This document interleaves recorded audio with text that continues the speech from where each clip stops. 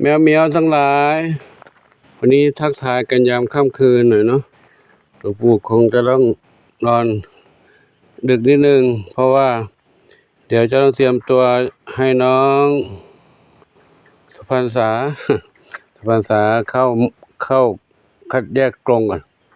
แยกพื้นที่จำกัดพื้นที่เพราะพรุ่งนี้จะทำมันเนาะสุพรรณษากับน้องหนึ่งอนงอดอาหารอดน้ำตอนนี้ให้เขาพักผ่อนหย่อนใจก่อนจน2 ทุ่มถึงจะได้จับเข้าขังเนาะเพราะว่าไม่อยากให้เขาขังจำกัดพื้นที่เร็วกับพื้นที่เร็วเขาจะหงุดหงิดให้เขาพอได้เดินเล่นกับเพื่อนๆตัวเตะไปก่อนเนาะก็อีกไม่นานก็ใกล้เวลาแล้วนะทักทายกันก่อนก่อนจะนอนก่อนจะเข้านอนเนาะพี่เมียไม่ยอมนอนละมันเล่นกันอยู่ เล่นกันอยู่ต่อแต่เล่นกันอยู่เลย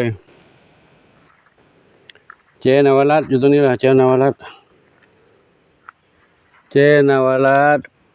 ส้มขาวไม่ใช่ส้มอ่อนส้มนี้ส้มขาวใหญ่ส้มขาวใหญ่เล่นกับน้องอะไรน้องขวัญจิตอันนู้นน้องเจ๊จินตลา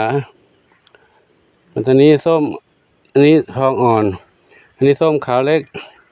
อันนี้ส้มสีส้มหน้าส้มดำเล็กหางกวักชวนฝันเล็กชวนฝันใหญ่บุญสมสีลูกสี่เมื่อกี้ได้เสียงให้คู่กันใครคู่กันนะสามพี่นวลคู่กับน้องเหรอสามพี่นวลคู่กับน้องอันนี้ใคร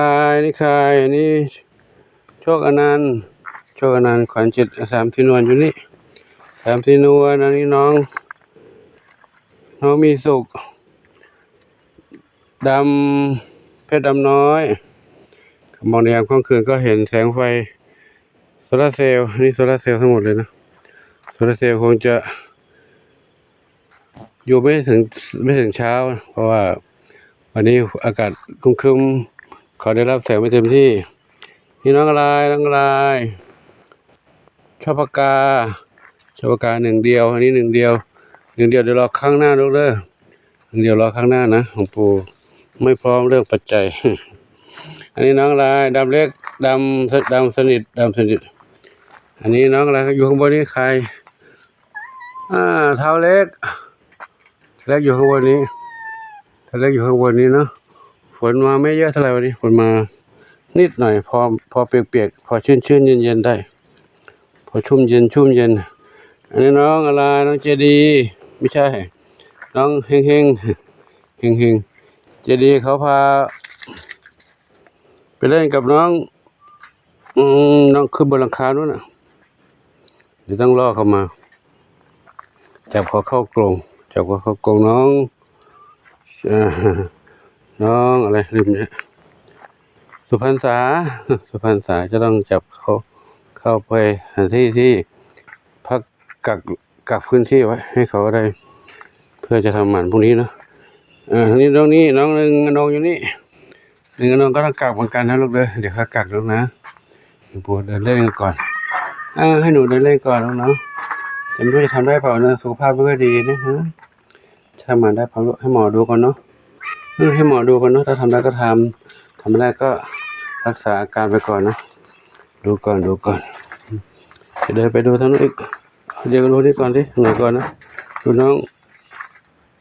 งอะไรดูน้องปุยฝ้ายกัน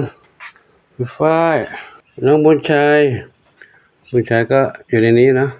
กวันนี้เดินออกมาได้แล้วนะตอนนี้อยู่ในนี้ก่อนพักผ่อนเลยปุยฝ้ายกับน้ำเพช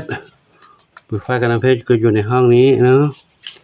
ห้องนี้สบายใจยุงไม่กัดปุยฝ้ายขนยาวเร็วแล้วตัดขนตอนนั้น ปุยฝ้ายตัดขนเตียนโล่งเรียงทีนี้ออกมาฟูเต็มเลยน้ำเพชรตัดบ้างไหมลูกน้ำเพชรไปตัดขนบ้างไหมใส่หัว ไม่ตัดนะขนน้ำเพชรไม่เป็นไรอยู่ในบ้านนี่ไม่เป็นไรถ้าไปลุยป่าลุยหญ้านั่นจะเป็นปุ่มตุ่มอันนี้เขาอยู่ในบ้านสบายใจแล้ว ปุ๋ยฝ้ายก็ดูน่ารักดีเรียบร้อยอุ้ยเรียบร้อยดีเรียบร้อยดีนะถ้าได้อยู่แบบบ้านที่เขามีพร้อมมีห้องมุ้งลวดมีแอร์สงสัยจะสบายแล้วเนาะบอกปุ๋ยฝ้ายนอนตรงนี้เนาะแต่ปุ๋ยฝ้ายมันเป็นเด็กวัดต้องแบบนี้แหละนะลูกนะเขาเป็นเด็กวัดเขาจะอยู่ห้องแบบนี้แหละก็ยังดีนะนี่ยุงไม่กัดนะนี่สบายใจทำเพชรก็สบายใจทำหมันแล้วเนาะแต่เราเป็นเพื่อนกันอยู่ด้วยกันได้สบายใจเลยเนาะ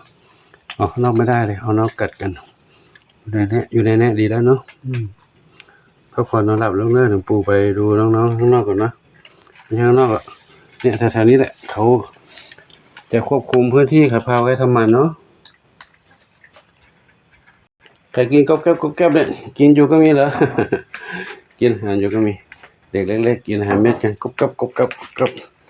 อาหารเม็ดจะให้เขาได้กินหิวก็กินเพราะเขาหิวไม่พร้อมกันเด็กใหญ่ไม่ค่อยหิวละเด็กเล็กจะหิวบ่อยกินบ่อยเดี๋ยวไปดูน้องกระต่ายนะน้องกระต่ายน้องกระต่ายดูน้องกระต่ายก่อนเดินมาทางนี้เด็กเล็กก็นั่งเล่นอยู่นี่นี่ใครเอ่ยนี่มนชัยใช่ดูน้องกระต่ายน้อยนอนกันหรือยังกระต่ายน้อยนอนกันหรือยังกินกับกระบะเล็กไปแล้วหัวกระบะใส่อาหารอันใหญ่ๆใส่ไปให้ใหม่เนาะ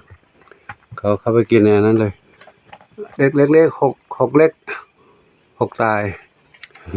ไม่เล็กแล้วโตแล้วนี่แม่อันนี้แม่อันนี้ลูกนั่นก็ลูกกระดาษสีส้มกระดาษสีส้มใส่เป็นตัวผู้เนี่ยดูหน้าคางคางพองเป็นตัวผู้หรือเปล่าขนพองข้างในคางขนพองที่แก้มตัวผู้หรือเปล่าลูกตายสีน้ำตาลสีส้มเขาสีขาวหมดไหมแปลกๆตัวเดียวนั้น มีขนที่แก้มพองไม่รู้ว่าเป็นตัวผู้หรือเปล่าไม่รู้ตัวไหนตัวผู้ตัวเมียไม่รู้ต้องรอมีบ้านก่อนถึงจะแยกได้เนาะแต่นี้แยกมันไม่รู้อยู่ที่ไหนเดี๋ยวเหมียวกัดยังไม่ได้ทำบ้านให้เขานะรอก่อนเราทำหมันกับตอนนี้รออาหารกับ ซื้ออาหารกับทำหมันกันนั่นน่ะอันอื่นเดี๋ยวไว้ก่อนได้อันอื่นยังรอได้อยู่แต่การทำหมันกับอาหารนี่สำคัญเลยอาหารกับการทำหมันนะสองอย่างถ้ามาทำอย่างอื่นหมดเดี๋ยวไม่มีค่าทำตรงนี้แย่เลยเนาะกับเดี๋ยวให้กับทุกท่านได้ชมอันนี้ก่อนเนาะลูกเดี๋ยวไปดูน้องเหมียวก่อนเหมียวกำลังเล่นกันสนุกแล้วนะก็เล่นกันสนุกวิ่งไปวิ่งมาอยู่ในป่าเนี่ยป่ากล้วยเนี่ย วิ่งตัวนี้ขึ้นข้างบนนี้ก็มีขึ้นอยู่ข้างบนนี้ก็มีนะคณะภูเขายุติแค่นี้ก็เนาะเดี๋ยวจะได้พาน้องเหมียวเข้าพื้นที่จำกัดน้องบุญชัยกับน้องไม่ใช่บุญชัย น้องสุพรรณษา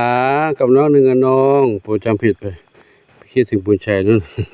คิดถึงบุญชัยแล้วเรียกชื่อบุญชัยเลยก็ขออนุโมทนาสาธุกับทุกคนทุกท่านเนาะขออำนวยพรให้ทุกท่านพบความสุขความเจริญมีความสุขกายสุขใจปรารถนาสิ่งใดขอได้ทุกคนมุ่งมั่นปรารถนาทั่วกันทุกคนทุกท่านเถิดสาธุอายุวันโนสุขังพลัง